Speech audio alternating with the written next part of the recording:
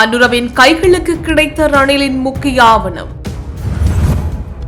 உயர் நீதிமன்றில் முன்னிலையான மைத்ரி. அரசு ஊழியர்கள் தொடர்பில் வெளிவந்துள்ள தகவல். கனடாவில் தமிழர்கள் உட்பட பலரின் விசா நிராகரிப்பு, பலரை நாடு கடத்த நடவடிக்கை. உயிர் அச்சுறுத்தல் உள்ளவர்கள் நாட்டை விட்டு வெளியேறுங்கள், மஹிந்த தேசப்பிரிய. அனுர அரசாங்கத்தில் அபிவிருத்தி பணிகள் முற்றாக முடக்கம், சாகர காரியவசம் விமர்சனம். வானத்துறையில் நேற்று இடம்பெற்ற துப்பாக்கி சூடு, ஒருவர் பலி. கொழும்பில் கடலில் மூழ்கி இளைஞன் பலி. இலங்கையில் மீண்டும் உச்சம் தொடும் தேங்காய் விலை. வெளிநாட்டில் இருந்து கட்டுநாயக்கவில் தரையிறங்கிய பெண் கைது. அரசாங்கத்திற்கு ஏற்பட்டுள்ள பல மில்லியன் ரூபாய் நட்டம். மனவிரக்தி யாழில் இளம் குடும்ப பெண் விபரீத முடிவு. முன்னாள் ஜனாதிபதி ரணில் விக்ரமசிங்க லஞ்சம் அல்லது ஊழல் குற்றச்சாட்டுகளை விசாரிக்கும் ஆணைக்குழுவில் நேற்று முன்னிலையாகியிருந்தார். முன்னாள் ஊவா மாகாண முதலமைச்சரும் நாடாளுமன்ற உறுப்பினருமான சாமர சம்பத் நாயக்க கைது செய்யப்பட்டமை தொடர்பில் அவர் அளித்த வாக்குமூலம் தொடர்பாக இந்த அழைப்பு விடுக்கப்பட்டது. விக்ரமசிங்கவுக்கு முன்னர் 2 சந்தர்ப்பங்களில் அழைப்பு விடுக்கப்பட்டிருந்தாலும் புத்தாண்டு விடுமுறை மற்றும் வெளிநாட்டில் இருந்து வந்த தனது வழக்கறிஞர் இல்லாதது ஆகியவை அவர் முன்னிலையாக அமைக்கான காரணங்களாக குறிப்பிட்டார். இந்நிலையில் லஞ்ச ஊழல் ஆணைக்குழுவிற்கு அனுப்பிய கடிதம் தொடர்பில் சில சர்ச்சைகள் தற்போது கிளம்பியுள்ளன. அதில் சில ஆவணங்கள் அனுரகுமார் திசாநாயக்கவின் கைகளுக்கும் சென்றிருந்ததாக கூறப்படுகிறது. அடிப்படை மனித உரிமைகள் மனு மீதான விசாரணை ஒன்றுக்காக முன்னாள் ஜனாதிபதி மைத்ரிபால சிறிசேன உயர் நீதிமன்றில் முன்னிலையாகியுள்ளார். உயர் நீதிமன்றம் இதற்கு முன்னர் பிறப்பித்த உத்தரவுக்கு அமைய முன்னாள் ஜனாதிபதி இவ்வாறு முன்னிலையாகியுள்ளார். ரோயல் பார்க் கொலை வழக்கில் மரண தண்டனை விதிக்கப்பட்ட பிரதிவாதியை மன்னித்து விடுதலை செய்த சம்பவத்துடன் தொடர்புடைய மனு தொடர்பாக உயர்நீதிமன்றம் இந்த உத்தரவை பிறப்பித்திருந்தது.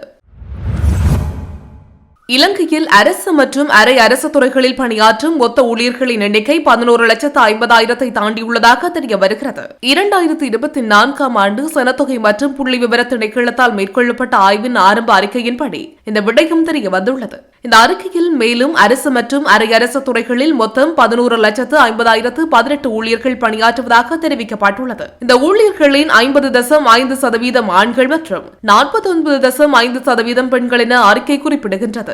2016ஆம் ஆண்டுக்கு பின் அனைத்து அரசு மற்றும் அரை அரசு துறை நிறுவனங்களின் ஊழியர்களின் முழுமையான ஆய்வு கடந்த ஆண்டு நடத்தப்பட்டது. இதன்படி அரசு துறையில் 9,38,763 ஊழியர்களும் அரை அரசு துறையில் 2,17,255 ஊழியர்களும் பணியாற்றுவது கண்டறியப்பட்டுள்ளது. 2016ஆம் ஆண்டு ஆய்வின்படி அரசு மற்றும் அரை அரசு துறைகளில் மொத்தம் 11,19,475 ஊழியர்கள் இருந்தனர். 2024 ஆய்வில் இந்த எண்ணிக்கை 46,543 அதிகரித்துள்ளது. இந்த அறிக்கையின்படி அரசு துறையில் பணியாற்றும் ஊழியர்களில் பெரும்பாலானோர் மத்திய அரசின் கீழ் பணியாற்றுகின்றனர். இந்த ஆய்வில் சுமார் 32,500 அரசு மற்றும் அரை அரசு நிறுவனங்கள் ஆய்வுக்கு உட்படுத்தப்பட்டதாக சனத்தொகை மற்றும் புள்ளி விவர திணைக்களம் தெரிவித்துள்ளது. எவ்வாறாயினும் அரை அரசு நிறுவனங்களில் துணை நிறுவனங்களில் பணியாற்றும் ஊழியர்கள் இந்த ஆய்வில் உள்ளடக்கப்படவில்லை என குறிப்பிடப்பட்டுள்ளது. மேலும் ராணுவம், கடற்படை மற்றும் விமானப்படை ஆகியவற்றை சேர்ந்த ஊழியர்களும் இந்த ஆய்வில் உள்ளடக்கப்படவில்லை என்பதுடன் அரை அரசு துறையில் உள்ள தோட்டத்துறை தொழிலாளர்களும் இந்த ஆய்வில் உள்ளடக்கப்படவில்லை என குறிப்பிடப்பட்டுள்ளது.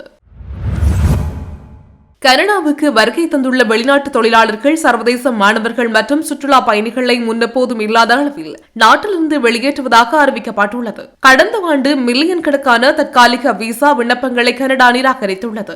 மொத்தமாக 2.35 மில்லியன் தற்காலிக விசாக்கள் நிராகரிக்கப்பட்டதாக தெரிவிக்கப்படுகிறது. இது முந்தைய ஆண்டை விட 1.8 மில்லியன் நிராகரிப்புகள் அல்லது 35% அதிகரிப்பை குறிக்கிறது. விசிட்டர் விசாக்கள் மிக கடுமையான ஆய்வுக்கு உட்படுத்தப்பட்டுள்ளன.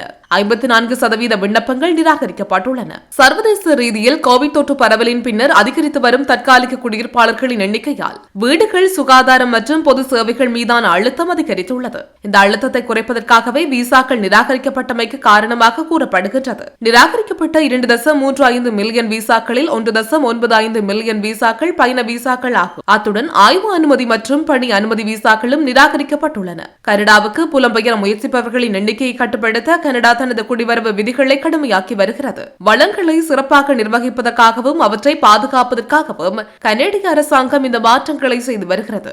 இந்த மாற்றங்கள் வீட்டு வசதி மற்றும் சுகாதாரத்தின் மீதான அழுத்தத்தை குறைக்கும் அதே வேளையில் பல்வேறு தொழிலாளர்களின் தொழிலாளர் பற்றாக்குறையை வழிவகுக்கும் என நிபுணர்கள் எச்சரிக்கின்றனர்.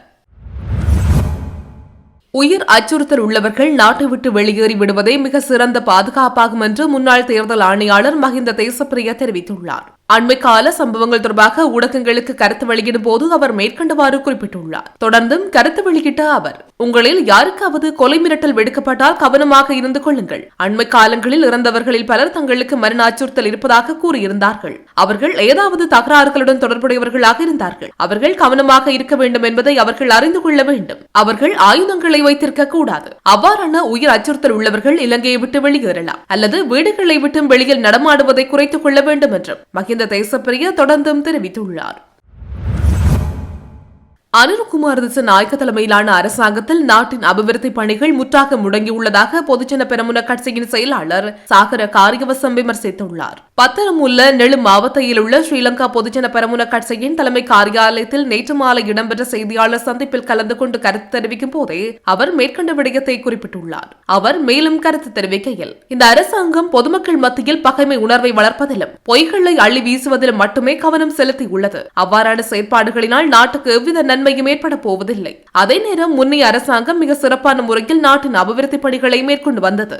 நாடு முழுவதும் அபிவிருத்தி செயற்பாடுகள் நடைபெற்றது. ஆனால் இந்த அரசாங்கத்தில் இப்போது அவை அனைத்தும் நிறுத்தப்பட்டு விட்டன. அதற்கு பதிலாக பொய்களை மட்டுமே மூலதனமாக கொண்டு இந்த அரசாங்கம் முன்கொண்டு செல்லப்படுகின்றது என கூறியுள்ளார். நாட்டில் நேற்றும் ஒரு துப்பாக்கி சூடு சம்பவம் இடம்பெற்றுள்ளது. இதன்படி பாணந்துறை கிரானாவில் நடந்த ஒரு ஒன்று கூடலின் போது இந்த துப்பாக்கி சூடு சம்பவம் நிகழ்ந்துள்ளது. இதன்போது 35 வயதுடைய ஒருவர் கொல்லப்பட்டார் மற்றும் மற்றொருவர் காயமடைந்தார் என்று போலீசார் தெரிவித்துள்ளனர். உந்துருளியில் பயணித்த 2 தாக்குதல்தாரர்கள் T56 வகை துப்பாக்கியை பயன்படுத்தி இந்த தாக்குதலை மேற்கொண்டுள்ளனர். எனினும் இதற்கான காரணம் எதுவும் வெளியாகவில்லை. கொழும்பு காக்கைதீவு கடலில் நீராட சென்று காணாமல் போன இளைஞன் சடலமாக மீட்கப்பட்டுள்ளார். ஞாயிறு மாலை கொழும்பு காக்கைதீவு கடலில் நீராட சென்ற நிலையில் கடல் அலையில் அள்ளுண்டு சென்ற இளைஞனே திங்கட்கிழமை சடலமாக கரையொதுங்கிய நிலையில் மீட்கப்பட்டுள்ளார். சடலமாக மீட்கப்பட்டவர் ஹட்டனை சேர்ந்த 18 வயதுடைய இளைஞனாவார். இந்நிலையில் சம்பவம் தொடர்பில் மேலதிக விசாரணைகளை மட்டக்குழி போலீசார் மேற்கொண்டு வருகின்றமை குறிப்பிடத்தக்கது. இலங்கையில் தேங்காயின் விலை சில பிரதேசங்களில் மீண்டும் அதிகரித்துள்ளதாக தகவல் வெளியாகியுள்ளது. குறித்த விடயத்தினை தென்னை பயிர் செய்ய சபையின் தலைவர் சுனிமல் ஜெயக்கொடி தெரிவித்துள்ளார். 180 ரூபாவுக்கு விற்கப்பட்ட தேங்காய் தற்போது 220 ரூபாய் முதல் 240 ரூபாய் வரையில் விற்பனை செய்யப்படுவதாக அவர் மேலும் சுட்டிக்காட்டியுள்ளார். எனினும் மே மற்றும் ஜூன் மாதங்களில் நாட்டில் தேங்காய் அறுவடை 500 மில்லியனை தாண்டும் என்று தென்னை ஆராய்ச்சி நிறுவனம் கணித்துள்ளதாக தெரிவிக்கப்படுகின்றது. இந்நிலையில் தேங்காயின் விலை மீண்டும் குறைவடையும் என்று தென்னை பயிர் செய்ய சபையின் தலைவர் மேலும் தெரிவித்துள்ளமை குறிப்பிடத்தக்கது.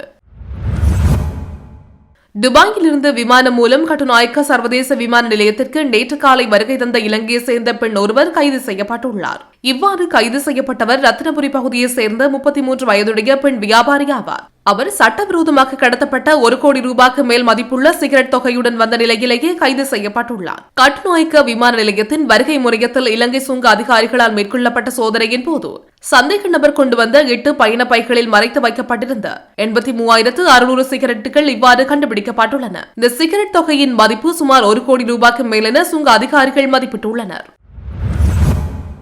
கொழும்பு கொம்பனி தெரு பகுதியில் கட்ட திட்டமிடப்பட்டிருந்த மேம்பாலத்தின் கட்டுமான பணிகள் நிறுத்தப்பட்டதால் ஒப்பந்ததாரருக்கு அரசாங்கம் தற்போது 400 மில்லியனுக்கும் அதிகமான தொகையை செலுத்த வேண்டியுள்ளதாக போக்குவரத்து அமைச்சர் பிமல் ரத்நாயக்க தெரிவித்துள்ளார். தொடர்புடைய திட்டத்தின் ஆய்வு ஒன்றில் பங்கேற்ற பின்னர் அமைச்சர் இவ்வாறு தெரிவித்துள்ளார். கொம்பனி தெரு பகுதியில் கட்டுமான பணிகள் தொடங்கப்பட்டுள்ள 3 மேம்பாலங்களில் பாலதக்ஷ மாவட்டத்தில் கட்டப்பட்டு வரும் மேம்பாலம் பழைய கொம்பனிய வீதிய காவல் நிலையத்தினூடாக கட்ட திட்டமிடப்பட்டுள்ளது. அதன்படி 6 முக்கிய நிறுவனங்கள் இடிக்கப்பட வேண்டியிருந்ததாக கூறப்படுகிறது.